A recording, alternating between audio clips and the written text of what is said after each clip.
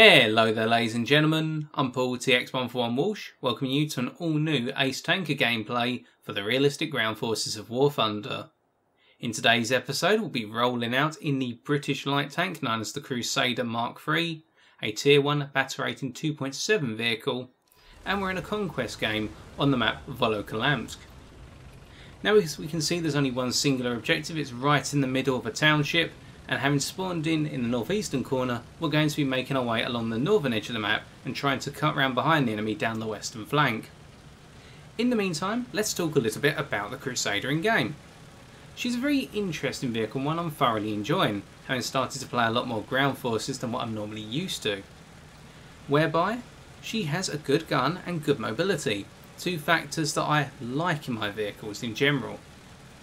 Now to give you an idea of the mobility, her top speed is 42 km an hour, we're doing that right now, and with her power to weight ratio of 16.75 horsepower per tonne when fully upgraded, that means she can get up to speed rather rapidly even on some of the rougher terrain, as we're seeing here the snow terrain's not holding us back, and she can charge towards her favoured position and push around the flanks if needs be.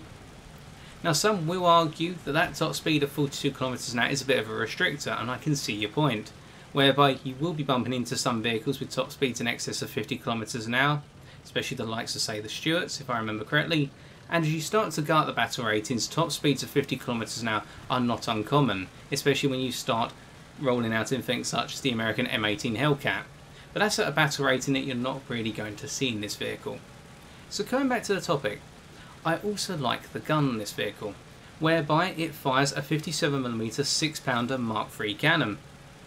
Now this gun in itself has a rather low shell mass, only 3.2 kilograms from what I recall, but it's fast firing, and therefore you can pump out a lot of damage within a few seconds, whereby your reload, or at least the build we're showing today with our crew skills and whatnot, we have a reload of 4.6 seconds, which means if we put one shell into our opponent and we'll typically say knock out their gunner and driver, we can very quickly load another shell and go for the final crew member if they're a 4-man vehicle. We only need to make sure they've only got one crew member left and they're out of action, or we can just keep pumping in the rounds to set their engine on fire and try and take out their tank, disable it, knock out key modules, etc. So this vehicle is good for that. And on top of that, the fact that you've got 12 degrees of gun depression around the side of the vehicle, I think it's a little bit less at the front of the vehicle, means that you can use hills to your advantage very nicely, so long as you make sure to angle your tank correctly to maximise your gun depression. The only other thing to note is that we're loading purely armour-piercing capped ballistic cap shells. We've got 65 of them in the vehicle. I have a habit of loading maximum ammunition regardless of what vehicle I'm driving in, it's just my personal preference. And these shells are quite powerful, they've got a good enough amount of penetration to go through most things you're going to bump into. To give you an idea of the penetration values, at an angle attack of 60 degrees and a target at a kilometre, you're going to be going through 71mm of armour. And we can show the practicality of our shells here as we start to put rounds into what appears to be a Panzer III. Unfortunately we're a bit of a dunce and fire 2 rounds into a tree. But as we continue to throw the rounds in, our second round about to go in, we take out the Panzer III J1 for our first kill in 2 shells. And then look towards another vehicle that's been spotted, well that's pulling back behind Hill, and we notice a third vehicle which we set on fire. That looks to be a Panzer IV, an early edition. We put in a second shell, breaking their radiator, and they're cooking away as well, so it's perfect. We throw in a third shell, aiming at their turret, knocking out their horizontal turret, driving their loader. Fourth shell goes into the side armour, taking out the transmission and the commander, and the Panzer IV F1 burns to death in the end. But notice how quickly we can put the shells in and continuously knock out modules as a result.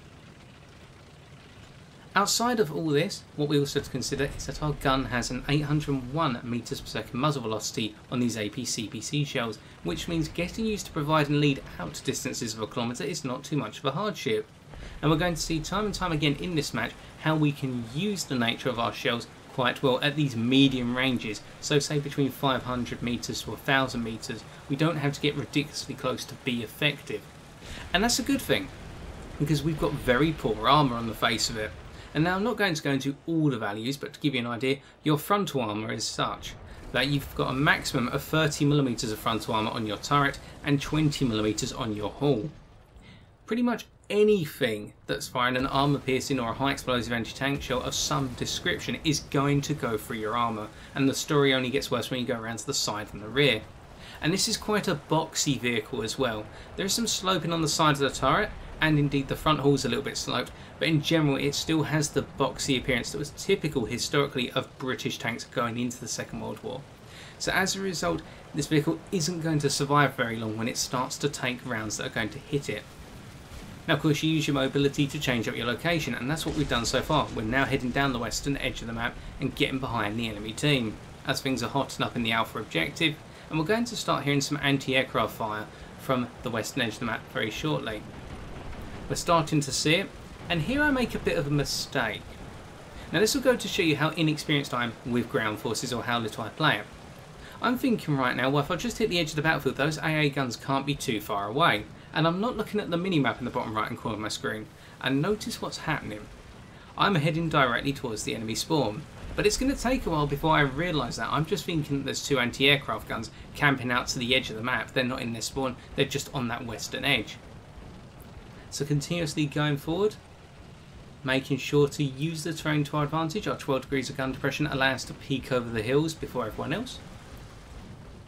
Trying to find these anti-aircraft batteries, which seem to be hidden in a tree line somewhere. And then as soon as an enemy vehicle spawns in, we start thinking to ourselves, well, that's a bit of a problem, because that indicates the enemy spawn. And we shouldn't have really fired that, because that gave away our location to that enemy vehicle. But we decide to pull back rather than try to spawn snipe in. We're going to try and avoid spawn killing where possible, and instead, if we're going to spawn kill something, we'll try and kill some of the anti-aircraft batteries that are just sitting in spawn. So we're moving a little bit further westwards once again, getting around the side of this mound, which we tried coming up off earlier. I'm just waiting to see if anything comes down this way. We're expecting the majority of the enemy team to charge towards Alpha in order to try and get the objective back. Especially the enemy's Pumas. We're up against a German and Japanese team. We're just waiting for those anti-aircraft guns to open up once more, and we can see there's a large volume of them, and there's still one or two sitting in spawn. And we really want to help our friendly aircraft out by getting rid of at least one of them, just to minimise the amount of spray going up into the skies. So begin to peek round at this point, just edging forward, and the Crusader's got a nice amount of deacceleration on it, especially on the brakes, which means that you can do these little lurches forward. It's not going to compromise your approach too much. And the gun's reasonably stable, as long as you don't slam on the brakes hard at maximum speed, you just take it gently. But at these lower speeds, these little lurches, the gun's quite stable. And here as we try to peek over the hill, we're getting the return to battlefield icon appear on our screen, and it's getting on our nerves a little bit. Continue to look forward, and we can't see any anti-aircraft guns whatsoever, which means we'd have to go further and further into the enemy spawn. And here we think it's an enemy vehicle, it's just a rock, having sprayed our machine gun. You're trying to get used to using the machine gun to indicate what's a target and what's a wreck, what's terrain, etc. Just watching this enemy tank destroyer head out of spawn. It looks like some sort of Marder. Perhaps we'll get a shot on it. But because of the undulations up ahead, it looks as though the Marder's actually going to be shielded as they head in towards the woods. So really just scouting for ourselves right now. And of course with our mobility to get into this position, we can use the Crusader as a scout. We decide sitting there is not going to be ideal. We take one last peek, and there's one of the anti-aircraft batteries from earlier. It seems to have come out into the open finally, and we decide to bring it down before it can do any more damage. And we just need a light spray machine gun fire to knock out their driver, and that's the story. With the anti-aircraft battery gone, we decide to pull back, because we get the feeling that they're going to be telling their teammates there's a Crusader waiting just north of the spawn point now, trying to snipe some of us. So if we pull back, we can head back towards looking at Alpha from the northwestern corner of the map, and we can try to get some flanking shots in to the enemy team as they push back towards the objective. As it really does seem to be a bit of a tug and war situation at the moment, whereby our team are getting the objective, then the enemy team are, and then back and forth. So some of you may be wondering at this point, why don't I go down the eastern side of the map? Well, the thing is, and I'm going to be honest, I'm actually scared to cut across the middle of the map to get down the eastern side, which is why I'm just constantly changing my position down this western side. And in the end, it's very likely that the enemy team is going to clock onto the fact there's this one little Crusader that seems obsessed with sitting on the western side of the map. But for now, it's working out very nicely. And looking towards Alpha, we can see a number of burning wrecks. We can see some anti-aircraft fire coming in at close range and a small dip ahead of us. We can see some enemy tanks pushing onto Alpha, so let's snipe in. Clocking onto this Panzer III by looks of things. Well, it was a Panzer IV F2 actually. We detonate them. Picking up another kill. We can also see a truck of some description on Alpha reversing onto it. We've also picked up on another enemy tank pushing into Alpha. We've also got what looks to be an anti-aircraft piece. We just shoot it in the back, taking out their driver and radiator. Throwing another shell, damaging their transmission. We spray some machine gun fire towards it. But the fact that didn't really do any damage tells us perhaps they've got a little bit of armor in the back. And we take out a Soki for another kill. You can see another enemy vehicle hiding behind the house at this point. We've also got an enemy vehicle on Alpha itself, just sitting there, side on. We put a shell in and take out their gunner. It appears to be another Panzer perhaps. We take out their horizontal turret drive as well. We throw in a third round. And actually it's a Stern Panzer. Looking at the indicator in our top right corner of our screen, we're taking out a transmission. But due to their lack of overall armour, they're an open top vehicle. We only pick up an assist because as our rounds go in, they're not biting or splintering on anything major. And we continue to look at Alpha. Wondering if there's anything else going, because that was quite a sequence of enemy vehicles, and there was that one Panzer we did see start to head out towards the left of the objective. They had a little bush on their turret, and we have a shell fired at us. So we instantly decide to hold up, look towards where the shell came from. Our teammates seem to have marked the target as well. We fire a shell and then reverse. We want to keep changing our position, and that opponent seems to be being sprayed from above and also being shot in the back. And it turns out it was a Panzer IIIF that our friendly IL-2M takes out. Thank you to them. But as we can see, in a situation like that, when our opponent misses, we can stop, shoot, then move, shoot. We can shoot and scoot quite nicely. The mobility of the Crusader being personified there. And at this point we decide just to hold off in this little ditch. The road comes into a nice little ditch and we're just going to look across into Alpha, see what else is coming up. And the problem is, as more and more vehicles end up dying in Alpha, those which haven't been blown away, i.e. someone hasn't shot at them and they burst into flames or they've detonated as people have gone to respawn in, those vehicles start to clog up the scenery and you start to ask yourself, what's an enemy and what's not? And we could spray our machine gun to find out. But the problem is, surely someone on the enemy team is going to be waiting for us to fire a machine gun across to see. And as soon as we do that, they're going to clock onto our actual position and start to bring us down. And because our survivability prospects in this vehicle are very poor in general, we don't want to get hit wherever possible, and we don't want to give anyone the chance to hit us. So we're just going to wait. The objective's neutral currently. The majority of our team is now up in the sky, i.e. what's left of it. We've got 2 anti-aircraft pieces and 1 tank heading into Alpha. They're trying to take it, and we're just out on the fringe here, just waiting for the foes to appear. There's no need for us to head into Alpha. Our team have got it under control. And at the same time, there's no need for us to push any further forward. The only thing ahead of us, and sitting back in spawn, looks to be more anti-aircraft pieces, although our teammates are doing a good job in the skies of harassing those anti-aircraft guns. We continue to look across, wondering if that wreck or just that bit of terrain is an enemy vehicle, but we decide against it. And we see on the minimap someone's lit up an enemy medium tank coming along the main road into Alpha from the enemy spawn. A Puma also goes up in flames, and we have some bombs dropped on us. They look to be little 50kg bombs, so we just keep going forward, use our mobility, and we don't take any damage as a result. That was very, very fortunate. Most likely bombs from the likes of, say, a PE-3. We can see that the war in the air is really heating up, so we decide to change direction, reversing our directionality. Was that the bomber that bombed us? Well, we're not going to be able to tell, and we're not going to try bringing them down. It's way too risky. And it wouldn't be a PE, my apologies, because we do have Russians on our team. Perhaps it was a Messerschmitt 110. But regardless, we continue to look in. It looks as though our friendly Corsair's taking some shots at an enemy vehicle pushing into the objective, so we begin to push forward towards Alpha. At this point we're starting to build a little bit of confidence to perhaps head on to that main road and get into an ambush position, i.e. to attack the enemy vehicles as they go in. But as we go forward we stop because our friendly T-17E2 detects an enemy Panzer III. We set it on fire by shooting it in the engine. Then we put in another shell, taking out their driver, gunner and loader. They've only got 2 crew left. And our final shell, not our final shell, another shell takes out their horizontal turret drive. We miss with that shell unfortunately, but because of our reload rate we can afford 1 miss and we finish off that Panzer IIIF for another kill. Thanks to our T-17E2 who sacrificed themselves in order to spot that vehicle out for us. We can see more and more enemy vehicles are coming up into Alpha, but they're being constantly harassed from the skies. They're also being shot at from our guys in Alpha, so we're going to leave them to that. And we're going to move into the tree line towards the main road and get into that ambush position we were talking about earlier. As we go forward, we can see that a Panzer IIIL, which has just gone out of our view unfortunately, took out our friendly T-17E2 in the objective, i.e. another one of them. So we continue to look forward here, trying to find that Panzer III between all the fence posts. No luck. So what we'll do, we'll get onto that road and then proceed in, just inching forward little by little, trying to poke a shot perhaps at that Panzer III if they reappear. But no success so far. So waiting, looking around. And then the Panzer IIIL finishes off our friendly T-50.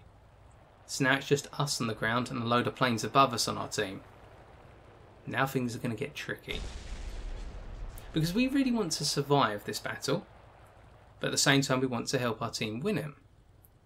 So our logic is going to be to sit here and just look into Alpha, because most likely the team will try and cap it from their side, and we do indeed spot an enemy vehicle. Looks to be the Panzer III from earlier. We set their engine on fire, load another shell, aim towards the turret this time, taking out their loader and injuring their commander. Throw in another shell, right into the turret, killing the commander and gunner this time, and one more for good luck. There we go. Another kill, Panzer IIIL eliminated. Moving into the trees at this point. We want to get into a little bit of cover to hide ourselves. Fired a lot of shells there. Just turn around in the bushes. Nothing around by the looks of things. Nothing as far as we can see, that's why we're standing third person rather than binoculars. Looks clear. And our planes seem to be doing a good job of knocking out the flak panzers and gepards in the spawn. Looking over towards the enemy spawn, seeing if there's anything charging forward. Doesn't appear to be. And we come out of the tree lines, change up position, and the enemy team starts to take Alpha. As we look across, we can't see anything in Alpha. They've stopped capturing the zone as well, which means they've just literally gone in there to make the capture point neutral, which is something I've seen a lot of people do, and I do myself. I'm thinking at this point, well, surely they're going to want to get into that objective at some point. Alternatively, because they went to capture it very briefly, our planes will be able to find that target for us. But then we take a massive hit on the left hand side of our vehicle, and we can see what it is. The enemy vehicle just between the houses. We throw in a shell, knocking out the machine gunner and transmission. We get another shell loaded quickly as possible. We're taking hits to the top of our turret. We take out their gunner. Throw in our third shell. It's a Panzer IIIe, and thank goodness we're engaging them at a good distance there, otherwise they would have gone tearing through our frontal armour. We did take some really significant hits as well, but they would have torn us to pieces at any closer ranges. We were very fortunate. So we pick up another kill and repair our vehicle. But now down to only 2 crew members out of our starting 3. That means if we take any more crew losses, we're out of the game. Unless we get into Alpha, take it and replenish our crew. But doing that is going to take a lot of time. It's going to be a very dangerous ploy. So the only thing we can do at this point, get into the woods. We need to hide in the woods and wait the situation out. See what's going to happen. Because if A is neutral, our team's got the ticket advantage. We can wait this game down for the full half an hour. Now making our way into the bushes. Everything looks clear. Staying in third person here to be able to see as far around us as possible. Only going into binoculars to look through the clearings. And also checking the chat to see if our teammates have seen anything else and they're trying to tell us any information. We note that the enemy team's only down to their last 4 vehicles. And then we take a massive hit to the front of our vehicle. Fortunately for us, it doesn't damage our tracks, but it does damage around our engine a little bit and injures slightly our driver a little bit more. So what on earth was that? And where did it come from? There's our aggressor. It looks to be a Sturmpanzer too, who's now hiding behind the hill. Which makes life a little bit awkward because they've got a massive howitzer gun, and that must have been a high explosive shell that hit us. Because it didn't do too much damage, it didn't get through it, hit our track line, fortunately for us. Now we're thinking, how are we going to knock this guy out? Because he knows we're here, we know he's there. So we decide to use our artillery to make them come forward. The idea being if they sit there, the artillery will just go through the top of the vehicle because it's got no ceiling cover. And as they push forward, we take them out by shooting their commander and gunner. Made them come out of a position where they felt quite secure.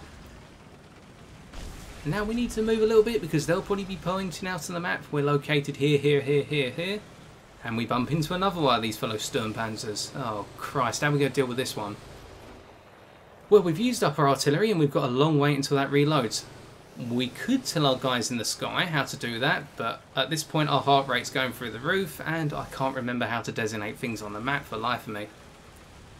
So we're going to have to deal with the Sturmpanzer ourselves. Well, their gun doesn't seem to be very good at shooting over low mounds. Ours does. And we decide to push charging forward because they've probably got a very limited horizontal gun arc. And if that's the case, as we're seeing here, then as a result they'll have to keep turning their vehicle because they're a self-propelled gun. And we use that logic to take them out. And with another kill notched up now, we're just hoping this game's going to end. And we of course could just finish it off by getting into the cap. Indeed our team by looks of things are telling us we need to go cap. So we're just going to head west once more. Just make sure nothing's coming over the hill from the enemy spawn. I charging over to get revenge. And then we'll turn around and head back to Alpha. Because the enemy team can't have that much left now. And our guys in the sky are doing a fantastic job of suppressing whatever is coming out of the spawn. Although something seems to be capturing Alpha. And we can see right in the back of the enemy spawn there's still a load of anti-aircraft pieces. That's stuff which is just out of reach for us. We're never going to be able to touch that. So let's head back towards Alpha. We're going to take the long way round because we have taken some damage. That also means that if we don't come charging forward, we're not going to come from the position that the enemy vehicle may suspect we're coming from, so towards that main road. Our artillery is reloaded, so we're all set to go and take out whatever's in Alpha. And we've also got 2 friendly tanks now on the ground as well, which means we can perform an attack from 3 different points on the map. And I must admit, better tanks players would just go charging in. I'm very nervous about slowing to the end of the game. Had a fantastic game. So that's why we're taking this very careful approach around the edge. And we can see that the enemy's numbers really have dwindled away now. Making our way along a small bank at this point. Looking up as well, we can see that our teammates are all looking towards Alpha, either the eyes in the sky. We've got ample time because of the amount of tickets our team had. Don't have to rush. Just keep looking over. Our other guys are getting quite close to the objective now, so they'll be able to see from the northeastern side and the southeastern side, and we can see from the western side, so we've got full visibility on the objective. So we go into our binoculars and continue to come around. We're also looking towards the northern edge of the town, just in case the enemy vehicles crept out. We can see some fire being exchanged. Can't see the enemy vehicle. So now we're moving towards the north. Continue to look through the binoculars where possible. And our team are requesting that the Corsair says what it is, but it turns out it was a Panzer IV F2 that's been eliminated by our friendly Corsair. So now our teammates who are right next to Alpha can finish off taking the objective back. And we can just sit out here once more and enjoy the rest of the game, hopefully. And the Crusader's done us very well. The gun's been very reliable, and whilst we haven't got that much armour, it has saved us from certain death. It's better to have some armour than none at all, I suppose. And as our team now retake A for the final time, hopefully, it's very doubtful there's going to be any major push from the enemy team anymore. And this has been a very long game. I mean, we're at least into the 24-minute mark at this point, or closing on it. But it's been a successful one.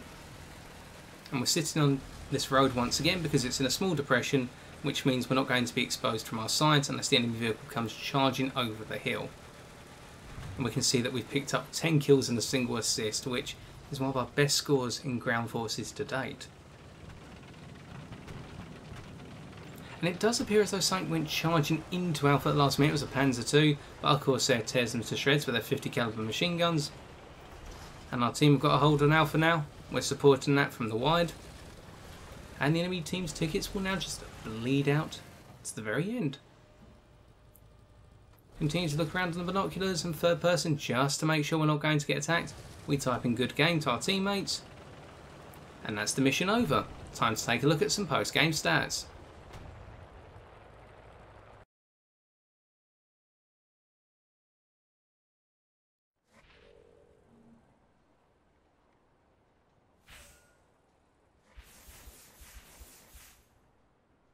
What a game, and with our 10 ground targets destroyed and single assist, we picked up 32,415 silver lions and 2,624 research points. Hopefully today then we have demonstrated some of the key strengths of the Crusader Mark III, the British light tank, whereby it has great mobility, albeit it's debatable whether its top speed limit of 42 km an hour is a good or a bad thing. I'll let you decide.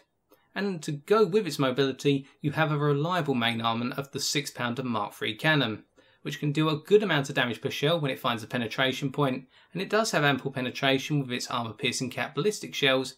And because of its high fire rate, those foes you just cripple your first shell, you can finish off through subsequent shells, and very quickly loaded ones.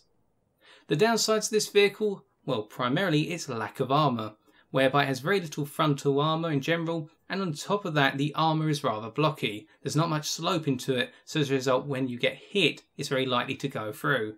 And we were very fortunate not to be taken out by the enemy Panzer IIIe and the Sturm Panzer II today. But I wanted to feature this gameplay for a couple of reasons, folks. Firstly, there's no arcade air review this weekend because as of the time of this video going up, I'll be down in Bovington enjoying Tankfest 2017 and I wanted to put up something tanking related. On top of that, a special gameplay should come out when we have a special occasion. And very recently, for those not aware, the channel hit 3,500 subscribers. And I'm very grateful for your support, folks, even after I left the channel in the lurch and I left you all in the grey with regards to what was happening with the channel, as I took a massive hiatus from War Thunder and indeed just really stopped uploading things in general and then started coming back with World of Warships. Personal life caught up with me a little bit too quickly, but things have really stabilised now and there'll be a lot more War Thunder content coming, the reviews you will crave, and even some more ground forces, because I'm really starting to enjoy the game mode more than I used to, taking it more casually in general. But with that, thank you as always. I've been TX141, that's all we've got time for today, and if you do want to see more ground forces action on the channel, be sure to leave a like, comment or subscribe for future War Thunder videos. But until next time, ladies and gentlemen, as always, take care, and good luck out there on the battlefield.